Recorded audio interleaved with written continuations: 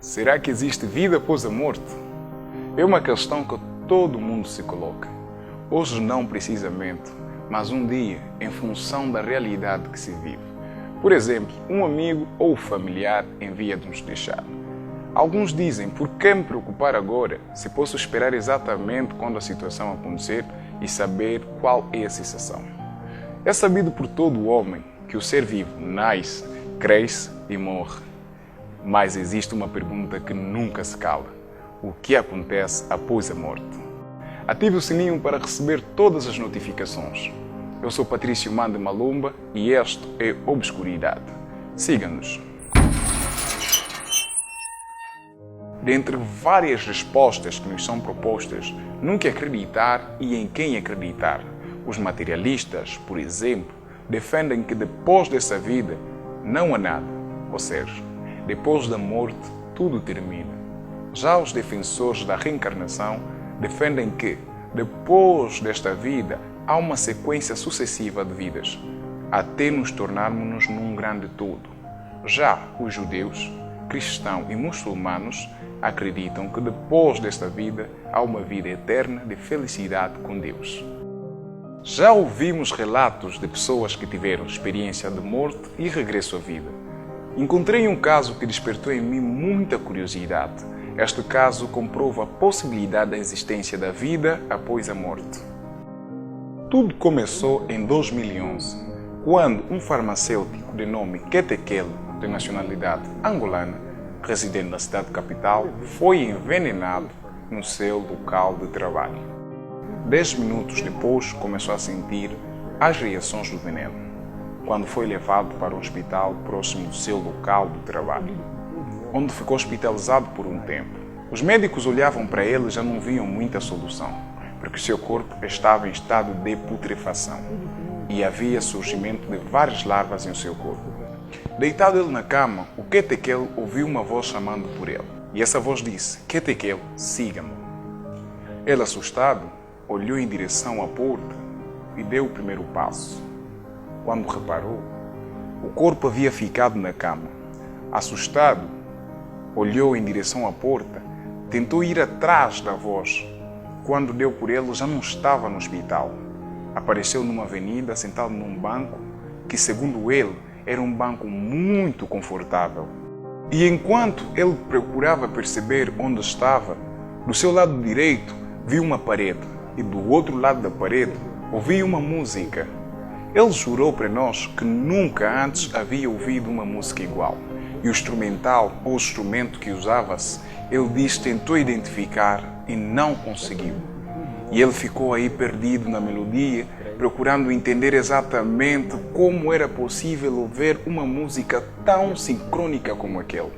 E de repente, a voz chamou para ele. Na verdade, ele não prestou atenção na primeira chamada, porque ainda continuava a apreciar e a maravilhar a música. E a voz chamou pela segunda vez. Depois dele ter prestado atenção, tentou olhar em direção à voz. Viu uma luz tão forte que ele teve que baixar a cara. Pode levantar, não tema. Ele disse: se eu levantar, talvez eu possa perder a minha visão. A voz disse: confia e olha para mim. Quando olhou, já não viu nada, simplesmente ouvia a voz. A voz orientou que ele olhasse para baixo.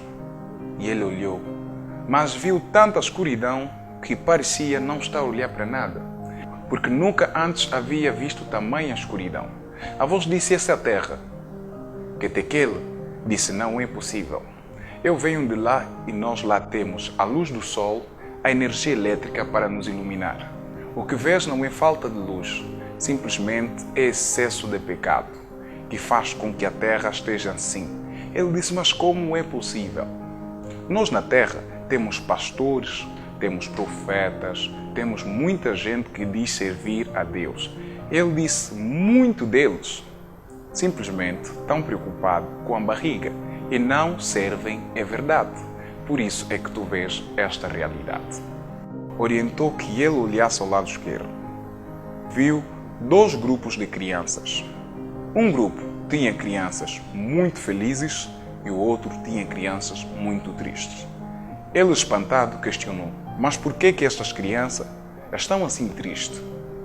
A voz respondeu: Estas crianças são as crianças que no teu mundo foram abortados. E eles só sairão daqui quando todo mundo que participou no processo de aborto desta criança vier para aqui para ser julgado. Ou seja, a pessoa que cometeu, a pessoa que ouviu e não comentou, a pessoa que participou direita ou indiretamente no processo até ao aborto dessa criança. Ele, sem perceber, a voz voltou a pedir que ele voltasse a olhar ao corpo e ele reparou que aquele era o corpo dele. A voz disse para ele: já está na hora de tu voltares. Ele disse: não, eu não quero voltar, porque ele sentiu a incapacidade que tinha o corpo dele aí deitado e as possibilidades que ele havia conseguido estando onde ele estava. Ele recusou-se a voltar e, enquanto insistia em não querer voltar, sentiu um choque em sua cabeça. Deparou-se na cama do hospital.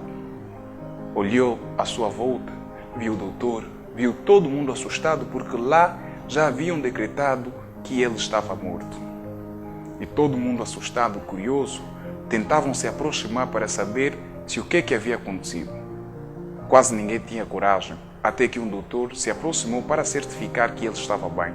Olhou para ele, parecia que nada havia acontecido. As larvas já não havia, a putrefação havia passado, e ele questionou: como é que te sentes? O que é que ele respondeu: bem. O doutor recomendou que se fizesse alguns exames para confirmar o real estado do QTQ. Os resultados foram realmente surpreendentes. Ele estava bem, parecia que nada havia acontecido. Surpreendido, o doutor disse: esta é a prova de que Deus existe, pois mesmo com tanto tempo de trabalho, o doutor nunca antes havia vivenciado uma situação idêntica àquela. Contou para a família tudo o que havia acontecido. Falou com amigos e logo de seguida esta informação chegou até nós. Tem mais coisas sobre isso. Se tu quiseres saber, contacte-nos, mande mensagem, questione e mandaremos informações sobre a veracidade de todas as informações aqui passadas. Será que existe mesmo vida após a morte? Ou isto é imaginação do QTQ? Deixa o teu comentário, compartilhe este vídeo com os teus amigos e familiares. Até ao próximo vídeo.